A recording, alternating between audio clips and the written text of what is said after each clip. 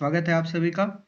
Class 11th में हम लोग द्रव्यमान केंद्र पढ़ रहे थे और एक्स वाई जेड कोऑर्डिनेट अगर आपको दिए गए होंगे तो द्रव्यमान केंद्र किस तरह से निकाला जाएगा इसकी चर्चा हम लोगों ने कर रखी थी।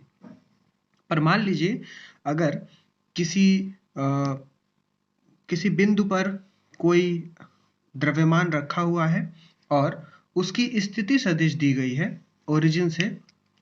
जैसे देखिए ये ओरिजिन है, ओरिजिन O, और यहाँ पर एक द्रव्यमान m1 दिया गया है। तो m1 द्रव्यमान के लिए स्थिति सदिश जो होगा वो O से एक वेक्टर होगा, एक सदिश होगा जो m1 की ओर सीधे जाएगा। उसको मान लीजिए आपने r1 कह दिया। तो r1 ओरिजिन से जो m1 है वो ओरिजिन से r1 वेक्टर की दूरी पर रखा हुआ है। दूसरा जो है वो देखिए m2 द्रव्यमान है जिसके लिए स्थिति सदिश आपका r2 है। तो इस समय मान लेते हैं कि द्रव्यमान केंद्र कहीं C पर है। C देखिए, ध्यान से देखिए, यहाँ का कहीं भी हम मध्य बिंदु नहीं बना रहे हैं, ठीक है। कहीं पर भी आप मध्य बिंदु नहीं बना रहे हैं, हम यहाँ पर सिर्फ और सिर्फ एक जनरल बिंदु बना रहे हैं। तो मान लीजिए अगर वो C पर है, उसकी स्थिति सदिश RCM हम दिखा रहे हैं, सेंटर ऑफ मास।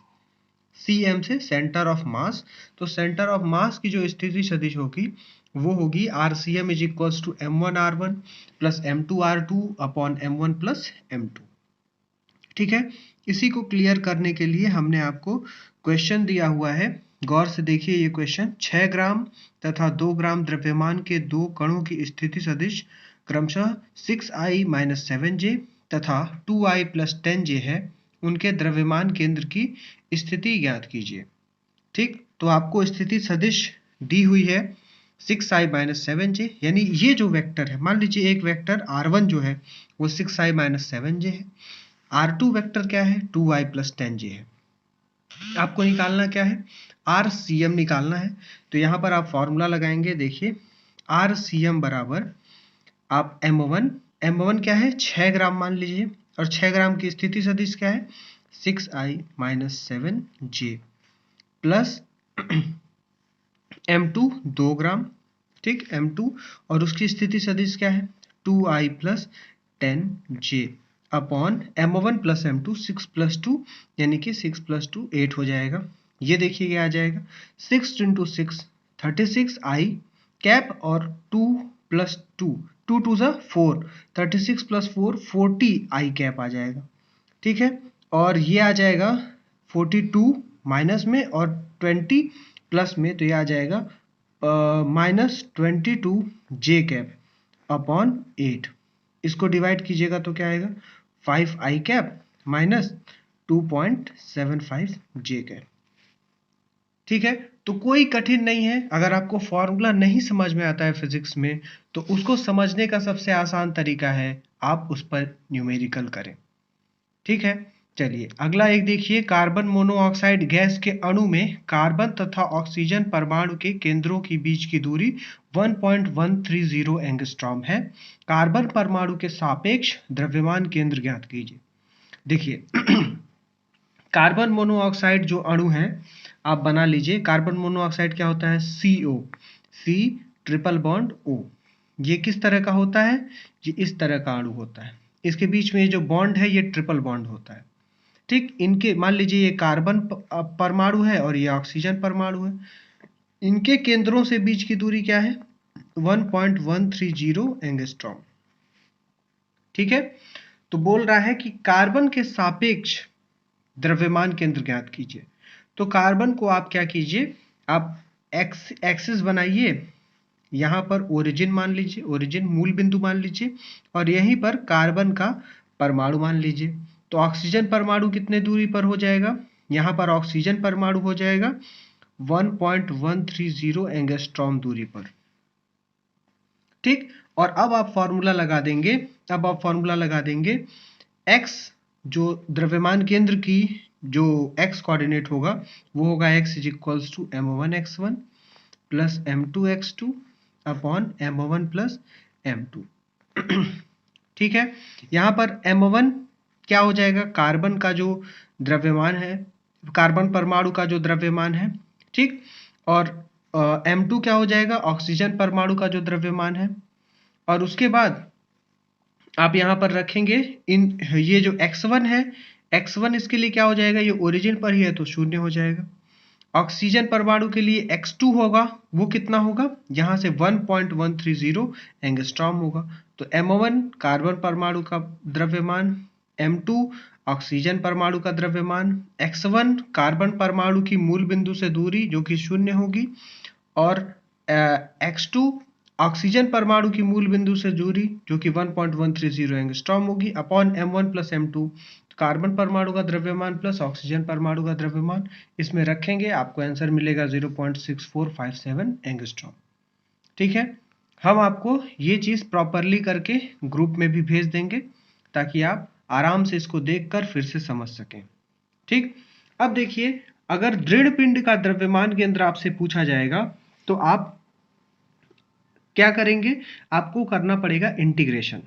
इंटीग्रेशन करना पड़ेगा, ऐसा क्यों, क्योंकि जब आप कुछ बिखरे हुए परमाणुओं के बारे में या बिखरे हुए कणों के बारे में बात कर रहे हैं तो आप M1 x1 M2 x2 M3 x3 M4 x4 इस तरह से करके ऐड कर रहे हैं।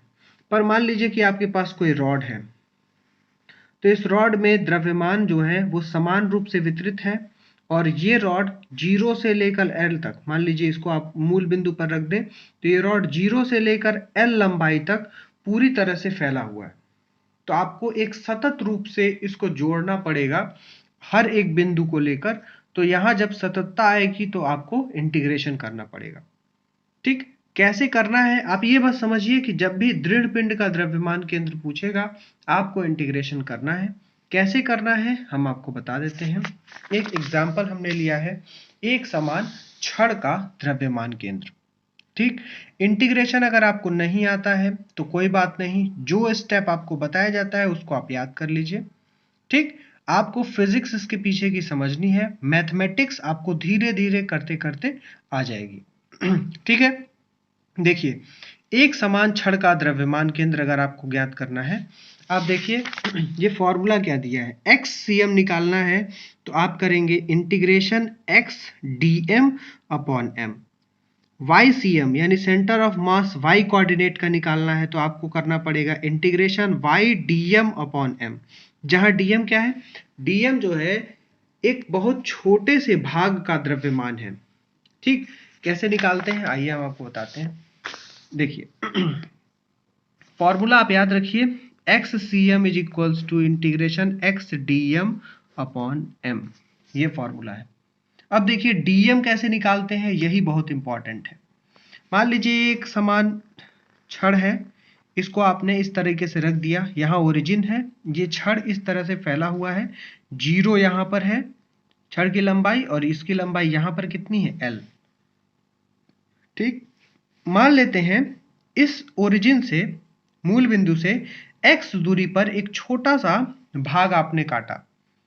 ये छोटा सा भाग, मान लीजिए इसकी जो लंबाई है वो dx है, बहुत छोटी लंबाई है, उसको हमने कह दिया dx, और बहुत छोटा इसका द्रव्यमान होगा इसलिए उसको कह दिया dm। आपको पता है जब भी बहुत छोटे की बात करते हैं तो हम d लगा देते हैं, ठीक है ना। तो बहुत छोटी लंबाई को हमने लिख दिया dx, बहुत छोटे द्रव्यमान को लिख दिया dm।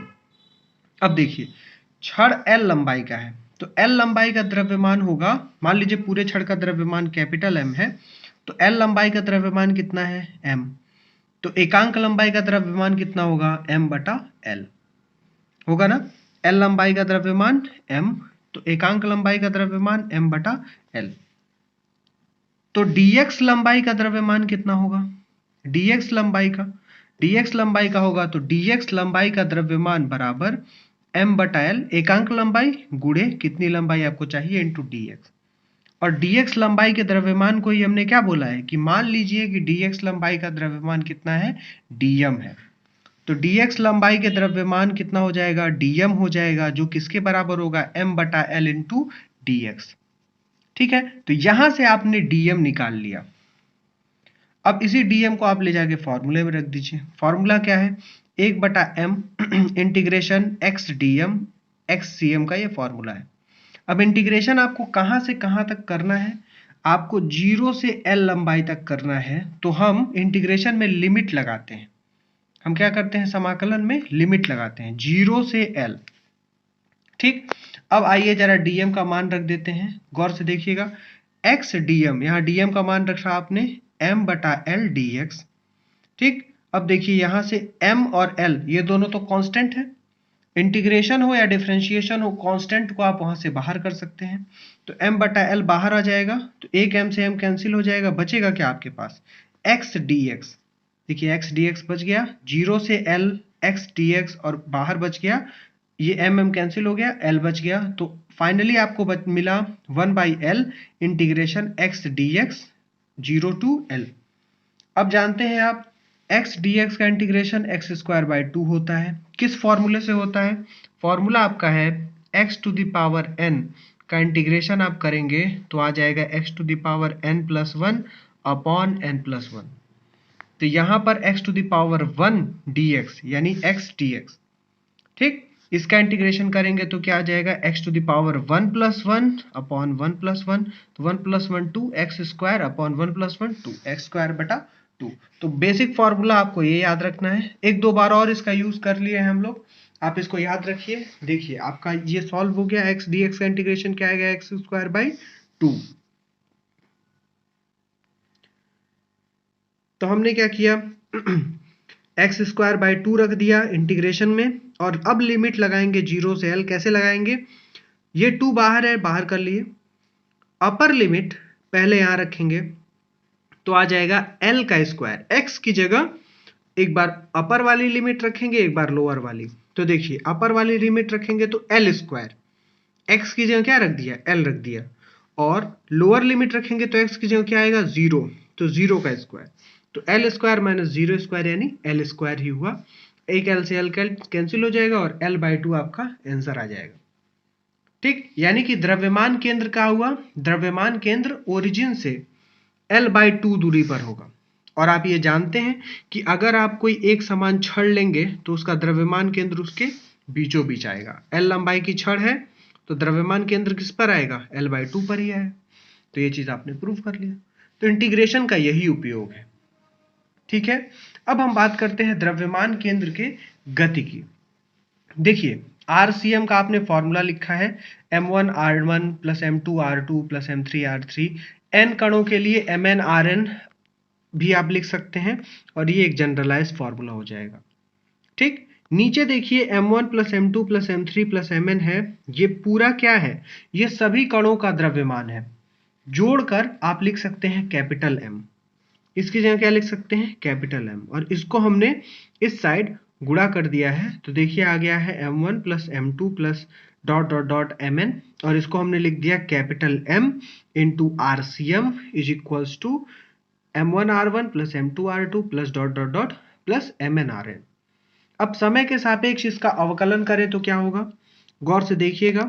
m तो कांस्टेंट है तो अवकलन से बाहर आ जाएगा d by d t of RCM is equals to m1 भी कांस्टेंट है, d by d t of r1 आएगा plus m2 d by d t of r2 आएगा plus dot dot dot mn, यहाँ mn होगा, d by d t of rn आएगा। ठीक, अब देखिए d r क्या है, r स्थिति सदिश है। ठीक, स्थिति सदिश है, दूरी है, और दूरी को समय से डिवाइड करेंगे तो क्या आएगा, D R by d T क्या आता है, वेलोसिटी आती है। तो ये चीज क्या आ जाएगी, क्योंकि सेंटर ऑफ मास द्रव्यमान केंद्र की स्थिति सदिश का आपने समय के साथ अवकलन किया है तो द्रव्यमान केंद्र का वेग आएगा। पहले कण की स्थिति सदिश का आपने समय के साथ अवकलन किया है तो पहले कण का वेग आएगा। इसी तरह से दूसरे कण के स्थिति सदिश का समय के साथ अवकलन किया है तो दूसरे कण का वेग आएगा। और ऐसे करते हुए आपका जो फॉर्मूला बनेगा वो बन जाएगा कैपिटल M यानी सभी कणों का द्रव्यमान गुणे द्रव्यमान केंद्र का वेग बराबर पहले कण का द्रव्यमान गुणे पहले कण का वेग प्लस दूसरे कण का द्रव्यमान गुणे दूसरे कण का वेग प्लस nवें कण का द्रव्यमान गुणे nवें कण का वेग। यहां से आप VCM निकाल सकते हैं इज इक्वल्स टू क्या होगा, m1 v1 plus m2 v2 plus dot dot m1 v1 upon capital M। इस कैपिटल M को भी आप m1 plus m2 plus m3 plus 4 करके लिख सकते हैं, इसमें कोई दिक्कत नहीं होगी। तो आपको इस फॉर्मूले से समझ में क्या आता है कि द्रव्यमान केंद्र का जो वेग होगा वो आप कैसे निकालेंगे। ठीक, अब आपको हम जरा बताते हैं यहां पर द्रव्यमान केंद्र के वेग से क्या मतलब है। गौर से देखिएगा, मान लीजिए आप एक साइकिल लेते हैं या कोई पहिया ही नाच रहा है। ये एक पहिया है, ये जब किसी समतल पे चलेगा तो इसका मान लीजिए एक ये बिंदु है A, एक ये बिंदु है B, ठीक, एक ये बिंदु है केंद्र वाला C। गौर से देखिएगा, ये बिंदु B इस तरीके से गति करेगा, A बिंदु भी इसी तरीके से गति करेगा। इन B और A का जो गति होगा वो इस तरीके से होगा, पहले ये जमीन पे आएंगे, फिर धीरे धीरे ऊपर उठेंगे, फिर जमीन पे आएंगे, फिर धीरे धीरे उठेंगे, फिर जमीन पे आएंगे, इस तरह की गति होगी। लेकिन C बिंदु क्या होगा, C बिंदु एक सरल रेखा में चलेगा, C बिंदु एक सरल रेखा में चलेगा। आप जानते हैं अगर ये एक पहिया है, एक यूनिफॉर्म बॉडी है, तो ये जो पहिए का केंद्र होगा यानी बिंदु C होगा, वही इसका द्रव्यमान केंद्र होगा। ठीक है, तो आप देख रहे हैं कि भिन्न भिन्न कण, जैसे मान लीजिए आप इसके बीच में ये वाला कोई कण ले लें, D कण ले लें यहां पर, तो ये D कण भी विचित्र तरीके से गति करेगा, अलग तरीके से करेगा। तो अलग अलग कण अलग अलग तरीके से गति कर सकते हैं, पर द्रव्यमान केंद्र की गति उन सभी से भिन्न भी हो सकती है। देखिए, द्रव्यमान केंद्र यहां पर सरल रेखा में चल रहा है, तो द्रव्यमान केंद्र का वेग कुछ और होगा, पर A B C D इसमें से भी आप जो भी कण ले लें उनका वेग कुछ और भी हो सकता है। ठीक, तो यहां पर इस वेग का क्या मतलब है, VCM का क्या मतलब है, द्रव्यमान केंद्र का वेग। ठीक, और V1 V2 V3 इनके जो भी कण आप लेंगे उनका वेग। ठीक है ना, इसी प्रकार से इसको एक बार और डिफरेंशिएट करेंगे तो आपको इसके एक्सेलरेशन का त्वरण का आपको व्यंजक प्राप्त हो जाएगा।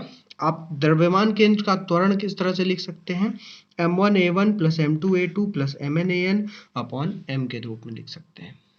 ठीक, आप देखिए जरा इस फॉर्मूले को आप नीचे से m को ले आकर ACM में मल्टीप्लाई कर दिए हैं, तो ये आ गया m इंटू ACM, ठीक, is equals to m1a1 plus m2a2 plus dot dot dot plus mnan। अब इस m इंटू a क्या होता है, F होता है, बल होता है। तो देखिए ये द्रव्यमान केंद्र पर लगाया गया बल है और ये पहले कण पर लगाया गया बल है, ये दूसरे कण पर लगाया गया बल है, और इस तरह से ये nवें कण पर लगाया गया बल है। इसका मतलब क्या हुआ कि आप किसी वस्तु पर, मान लीजिए कोई वस्तु है, कोई सिस्टम है जिसमें पहले कण पर आप F1 बल लगा रहे हैं, दूसरे पर F2 लगा रहे हैं, तीसरे पर F3 लगा रहे हैं, चौथे पर F4 लगा रहे हैं, और सबका जब आप सदिश योग कर रहे हैं तो वो F एक्सटर्नल मतलब होता है बाहरी फोर्स, तो आप बाहरी फोर्स इसके बराबर हो रहा है, वो किस तरह बिहेव कर रहा है, किसी वस्तु पर लगाए गए सभी बलों का सदिश योग किस तरह बिहेव कर रहा है कि एक बल लग रहा है FCM जो कि द्रव्यमान केंद्र पर लग रहा है। ठीक, तो देखिए एक नीचे उसमें स्टेटमेंट लिखा गया है, अतः कणों के निकाय के कुल द्रव्यमान को द्रव्यमान केंद्र के त्वरण से गुणा करने पर उस निकाय पर लगने वाले सभी बलों का सदिश योग प्राप्त होता है। ठीक, अब देखिए एक हमने आपको द्रव्यमान केंद्र की अल्टरनेट परिभाषा बताई थी, दूसरी परिभाषा बताई थी, वो ये कहा था कि द्रव्यमान केंद्र इस तरह से बिहेव करता है, इस तरह से व्यवहार करता है मानो कि पूरे वस्तु का द्रव्यमान उसी बिंदु पर केंद्रित हो। तो इस जो परिभाषा है आपकी कि द्रव्यमान केंद्र उस बिंदु की तरह व्यवहार करता है मानो कि वस्तु का संपूर्ण द्रव्यमान उसी बिंदु पर केंद्रित हो, इसको हम इस स्टेटमेंट से भी जोड़ दे रहे हैं कि आप किसी कणों का निकाय है, उसमें आप अलग अलग कणों पर अलग अलग बल लगा रहे हैं, पहले कण पर F1 लगा रहे हैं, दूसरे पर F2 लगा रहे हैं, तीसरे पर F3 लगा रहे हैं। अब आप क्या कीजिए, उन सभी का सदिश योग कर लीजिए, उनका सदिश योग किसके बराबर होगा, उनका सदिश योग इस तरह से होगा कि आप द्रव्यमान केंद्र पर एक बल लगाएं जिसका मान क्या होगा, FCM के बराबर होगा। ठीक है, तो इस तरह से आप बताते हैं कि द्रव्यमान केंद्र के मदद से आप किसी कणों के निकाय को पूरी तरह से आप न टच करके सिर्फ और सिर्फ द्रव्यमान केंद्र को लेकर आप किसी प्रॉब्लम को सॉल्व कर सकते हैं। ठीक है, तो मान लीजिए आपके पास 20 कण हैं, तो आप 20 कणों पर जो प्रभाव पड़ेगा उसको आप न देखते हुए सिर्फ और सिर्फ द्रव्यमान केंद्र पर क्या प्रभाव पड़ेगा उसको आप स्टडी करें, और इस तरह से आप किसी भी प्रॉब्लम को टैकल कर सकते हैं, किसी भी प्रॉब्लम को सॉल्व कर सकते हैं। ठीक, इसका जब हम उदाहरण पढ़ेंगे तो हम आपको बताएंगे कि किस तरीके से द्रव्यमान केंद्र का जो कॉन्सेप्ट है हमारी मदद करता है। आपको एक छोटा सा उदाहरण दे देते हैं। मान लीजिए कि आप एक बम का प्रोजेक्टाइल करते हैं, एक बम है, ठीक, इस बम को आप फेंकते हैं। अब मान लीजिए कि ये बम यहां पर जाकर फट जाता है और 2 भागों में बट जाता है। ठीक है, तो अब आपको ये पता करना है कि ये भाग किधर किधर गए हैं। तो इसके लिए आपको द्रव्यमान केंद्र मदद करेगा। कैसे करेगा? आपको ये पता है ना कि ये द्रव्यमान केंद्र एक प्रोजेक्टाइल मोशन, एक परवलयाकार मोशन कर रहा था। अभी ये पूरा बम एक परवलयाकार मोशन कर रहा था। तो जब ये फटेंगे दोनों भाग तो भी ये इस तरीके से एक दूसरे से दूर जाएंगे या किसी भी दिशा में जाएंगे ताकि इस बम का द्रव्यमान केंद्र अभी भी उसी पथ पर चलता रहे। क्यों? क्योंकि बाहर से लगने वाला जो बल है वो शून्य है, तो द्रव्यमान केंद्र पर लगने वाला बल क्या हो जाएगा? शून्य हो जाएगा। बम भाई ऐसे हम फेंक रहे हैं तो बम पर कोई तो बल लग नहीं रहा है। जो बल था वो फटा क्यों? वो फटा अपने आंतरिक बलों के कारण। ठीक, तो द्रव्यमान केंद्र इस दिशा में चल रहा था, द्रव्यमान केंद्र इसी दिशा में चलता रहेगा। ठीक, तो हमें पता है कि द्रव्यमान केंद्र का पथ क्या होगा, ये होगा। अब भले बम के 2 टुकड़े अलग अलग दिशा में गए हैं, पर द्रव्यमान केंद्र का पथ हमको पता है और उसकी मदद से हम अगर एक कण का पथ पता चल जाए तो दूसरे का पथ निकाल सकते हैं। ठीक है, जब हम प्रॉब्लम करेंगे तो थोड़ा बहुत और क्लियर होगा। फिलहाल हम बात करते हैं रेखीय संवेग और इसके संरक्षण का। देखिए, जो चीज हमने आपको जस्ट अभी बताई है बम के सापेक्ष में, वही चीज यहां पर देखिए। आप देखिए ये फॉर्मूला आपने निकाला था ना, m into V C M is equals to m1v1 plus m2v2 plus mn/vn, अभी आपने निकाला है यहाँ पर। ठीक है, तो आप वहां से m into V C M को क्या लिख सकते हैं? m into V, M V ये क्या है? ये रेखीय संवेग है, तो आप इसको PCM लिख सकते हैं, यानी द्रव्यमान केंद्र का रेखीय संवेग, इज इक्वल्स टू पहले कण का रेखीय संवेग प्लस दूसरे कण का रेखीय संवेग प्लस nवें कण का रेखीय संवेग। ठीक, तो आप यहां पर क्या पा रहे हैं कि ये तो PCM is equals to MVCM है। आप यहां से क्या पा रहे हैं, निष्कर्ष क्या पा रहे हैं कि कणों के निकाय में एक एक कण का आप रेखीय संवेग लें और इसके क्या करें, वेक्टर इसका योगफल करें, वो किसके बराबर होगा? द्रव्यमान केंद्र के रेखीय संवेग के बराबर होगा। ठीक, या फिर कणों के निकाय का जो कुल रेखीय संवेग होगा वो किसके बराबर होगा? कणों के कुल द्रव्यमान और जो आपका द्रव्यमान केंद्र का वेग है, द्रव्यमान केंद्र का वेग है उसके गुणनफल के बराबर होगा। यानी आपको P1 plus P2 plus P3 plus Pn निकालने की जरूरत नहीं, आप इन सबका द्रव्यमान निकाल लें और सिर्फ द्रव्यमान केंद्र का वेग निकाल लें, आपको पता चल जाएगा कि इन सभी का रेखीय संवेग क्या होगा।